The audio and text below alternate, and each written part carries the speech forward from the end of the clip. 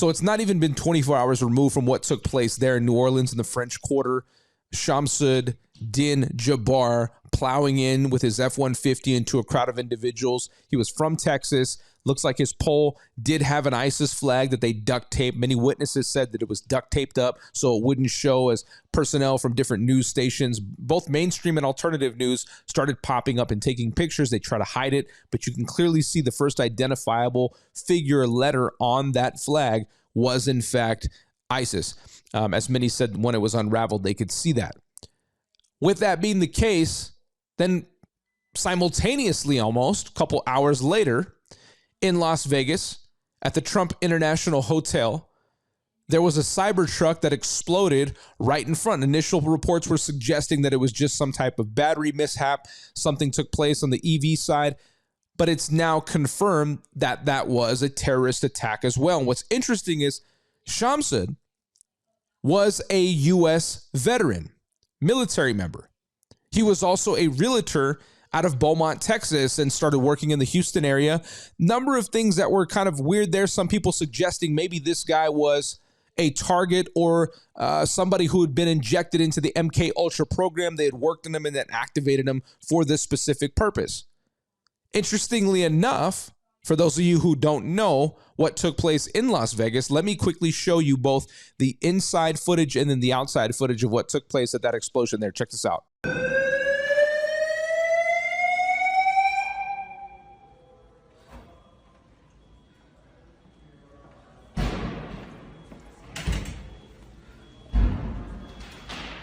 Now, it's confirmed that the person who participated or who was involved in this particular explosive incident was 37-year-old Matthew Livelsberger from Colorado Springs.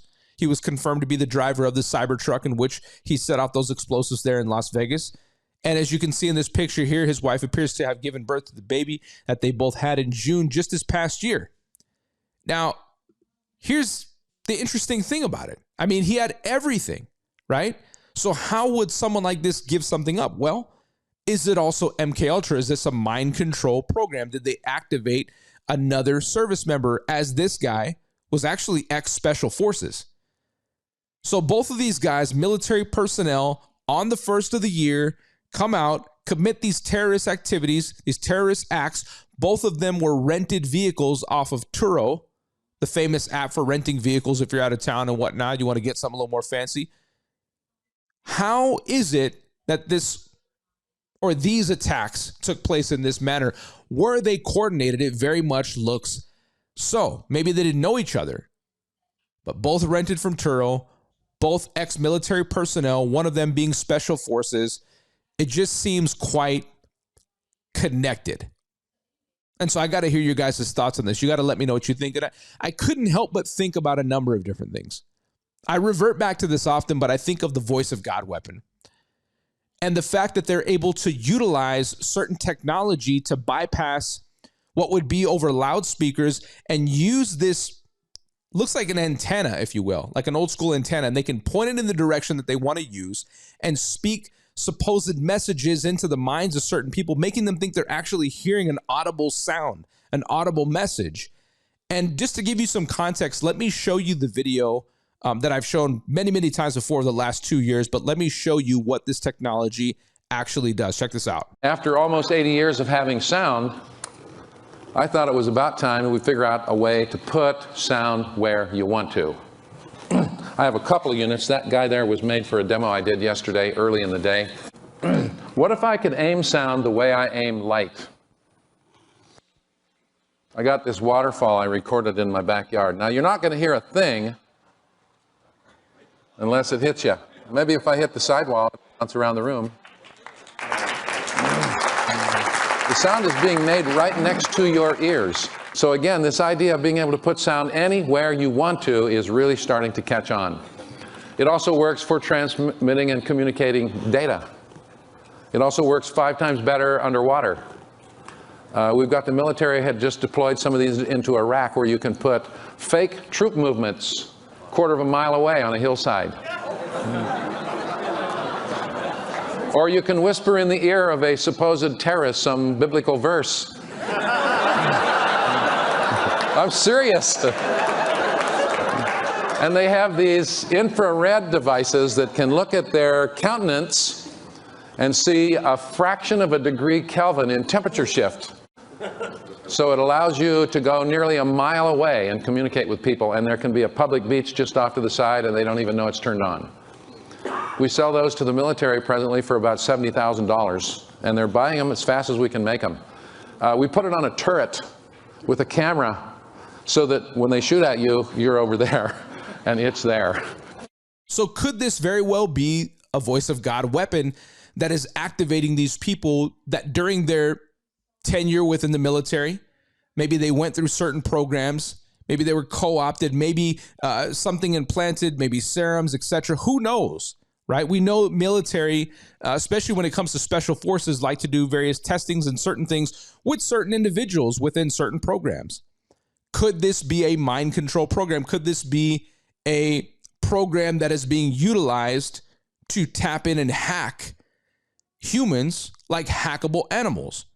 And where do I get that from? Do I just bring that phrase out of thin air? No, remember, Yuval Noah Harari from the World Economic Forum, basically Klaus Schwab's right-hand man, who was once an Orthodox Jew, had a family, everything of that nature, basically became connected with Klaus Schwab in the World Economic Forum, left his family, decided to become gay, and that's his choice, and then totally ditches his faith and believes that there is no God, wrote a couple different books, Sapiens, and another one as well, regarding the specifics of how evolution actually came to be, what we are, who we are. We've evolved to this point now where we've become these hackable animals, and they can basically create surveillance that could be placed underneath the skin of humans and can control them in effect by doing certain things.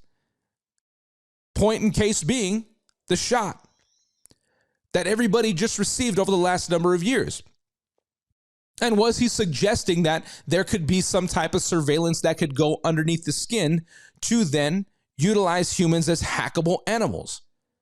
And just for context, to let you know that I'm not just throwing stuff out there and coming up with it. I mean, these are real talks that were among people who are considered to be some of the greatest thinkers, the greatest leaders in the world in our time.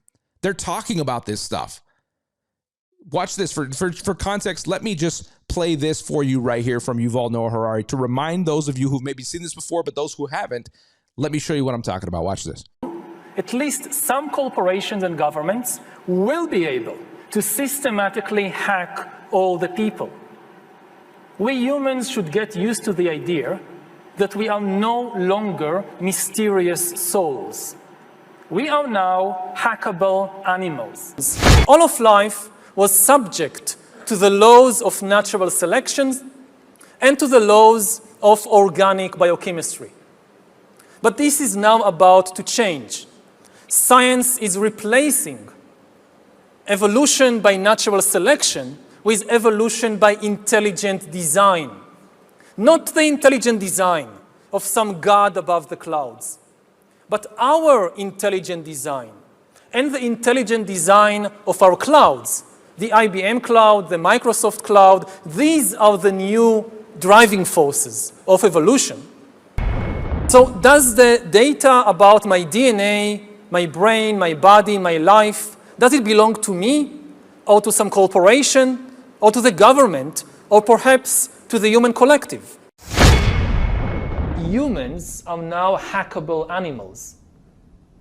You know, the whole idea that humans have, you know, they have this soul or spirit and they have free will and nobody knows what's happening inside me. So whatever I choose, whether in the election or whether in the supermarket, this is my free will, that's over. Today, we have the technology to hack human beings on a massive scale. Yeah, I mean, everything is being digitalized. Everything is being monitored. In this time of crisis, you have to follow science. It's often said that you should never allow a good crisis to go to waste, because a crisis is an opportunity to also do good reforms that in normal times people will never agree to. But in a crisis, you see, we have no chance. So let's do it. Vaccine won't help us go to the test, of course. The vaccine will help us, of course. It will make things, you know, more manageable. Surveillance. People could look back in 100 years and identify the coronavirus epidemic as the moment when a new regime of surveillance took over, especially surveillance under the skin,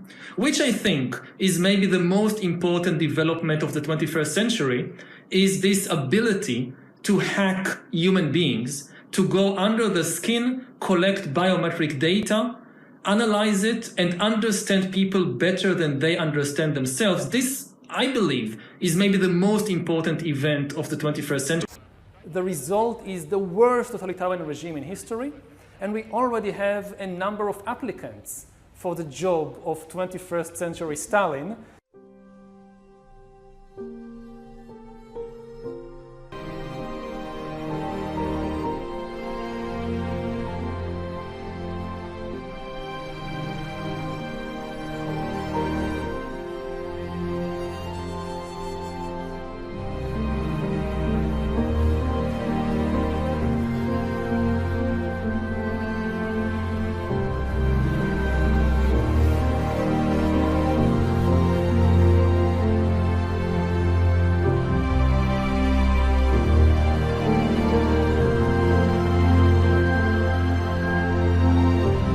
So this actually exists.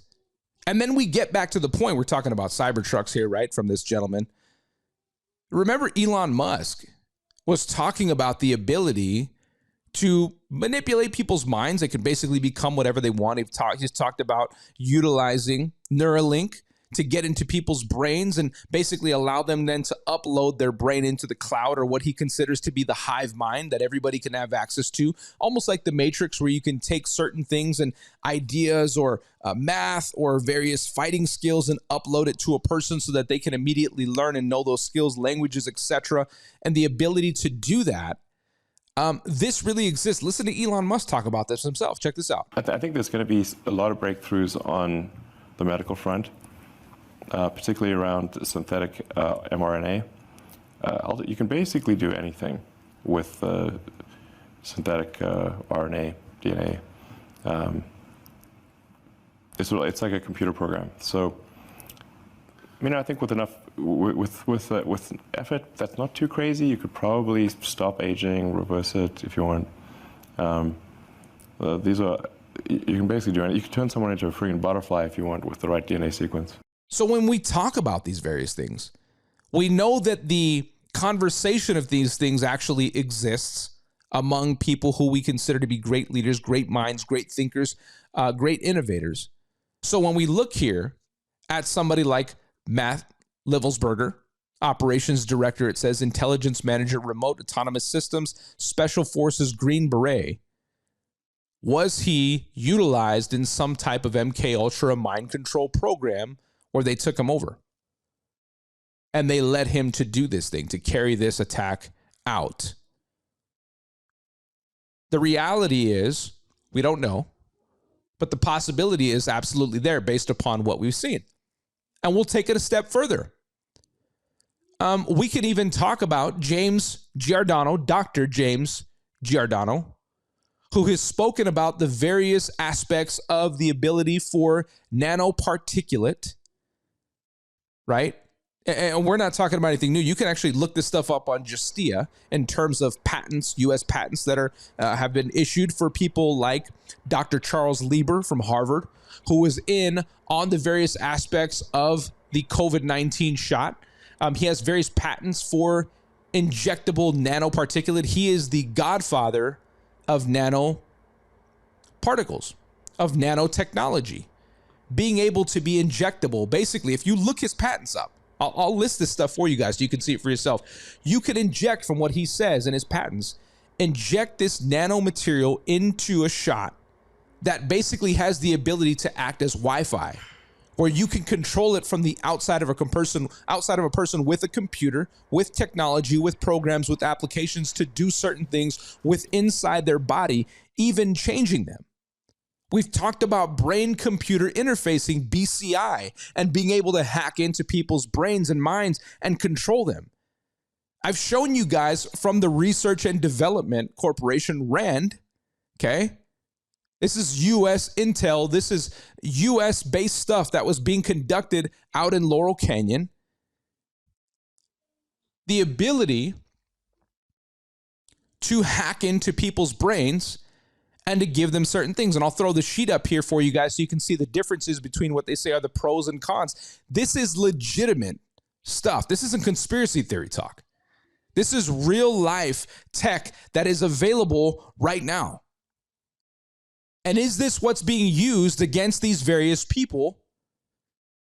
And if that's the case, what can we expect to see just as we're moving into the very first couple of days in 2025? Now, this isn't some fear campaign to strike fear and make people get terrified.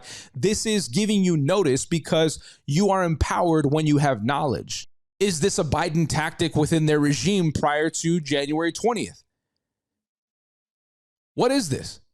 Is this coming from higher ups? Well, beyond that, we're talking globalist parties who are involved, the intelligence communities. This is Mossad, CIA. What is going on that's causing these things to occur? And why is it happening now?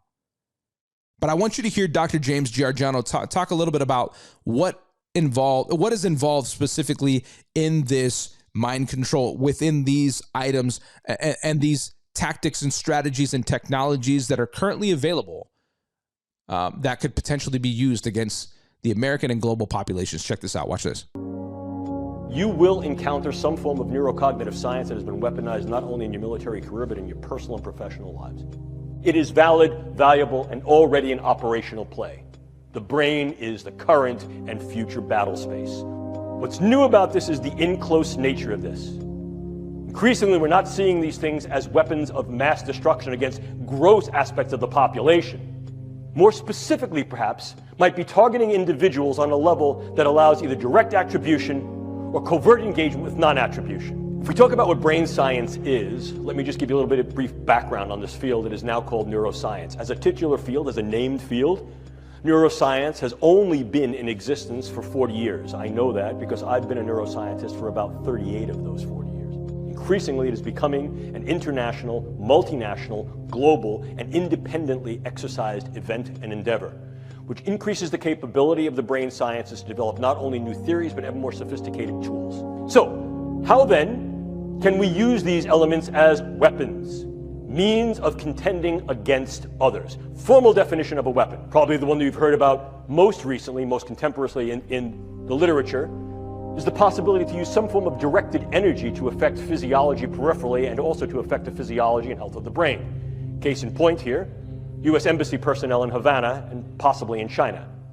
Clearly, one of the things we can also do is transcranial neuromodulation, the idea of going through the skull to modulate the node and network activity of the brain, to implant certain brain-machine interfaces. These are many of the DARPA programs that you may hear of now. Probably the one that is most notorious is something called the N3 program, which is the non-invasive neurosurgical neuromodulation program being run by their program manager, Dr. Al Mundi. The idea here is to put minimal-sized electrodes in a network within a brain through only minimal intervention to be able to read and write into the brain function in real time, remotely. And then, of course, you also have the things that are a little bit more traditional. If we talk about things that can be operable in the biochemical space, we ordinarily talk about drugs, bugs, toxins, and ever more, we're considering devices. I can disrupt an individual from the level of their cell to their system, and disrupt individuals on a variety of levels, from individuals all the way up to the social fabric. Target a specific individual, change or eliminate that individual with very little attribution and trace, and be able to leave prior to any attribution. Drugs can be exceedingly specific, and as I'll show you in a moment, can be very, very much used to individualize weaponology in terms of what we call precision pathology or precision effect. And by affecting the way that brain is built and the way it functions, influence in ways that are kinetic and non-kinetic the attitudes, beliefs, thoughts, emotions, activities. Look at the power that understanding tools and techniques of the brain sciences afford. And lastly, as we've been hearing, it was just a conversation. Now it's becoming more serious, possibly another psychological operation, possibly an actual operation that's being utilized. As we hear this new polar vortex is going to be coming down second week of January. They say that temperatures as low as Florida, south as Florida, could be 10 to 14 degrees. This isn't a joke. This is what they're saying.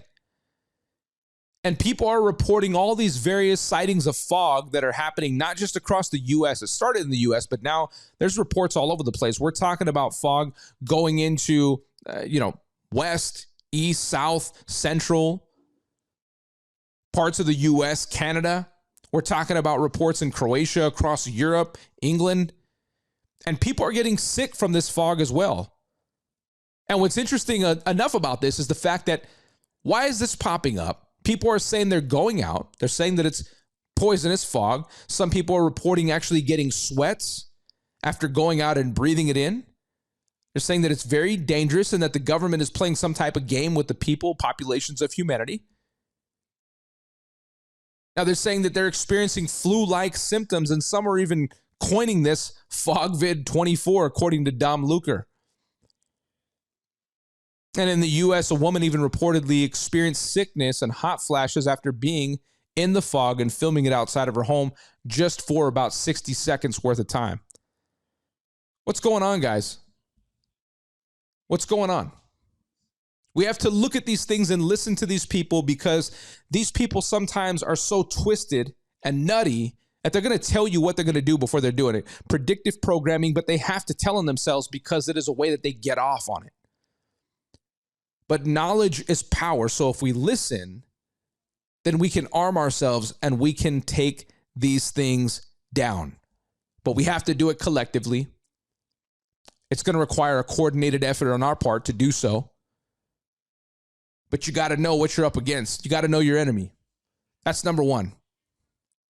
And I'm going to leave you with this quote, because I think this is so powerful for people to know this. I think in the day and age in which we live in, we're raising a lot of concerns about various people, leaders, people who we think are wrong, abusing their powers, doing things to humanity that are destructive, not right, inhumane. And I like this quote so much because I think this sums up the whole thing. And I want you to keep this on your brain if you remember nothing else that we discussed in this cast. And it says, to learn who rules over you, simply find out who you are not allowed to criticize. We'll see you soon on Truth Uncensored.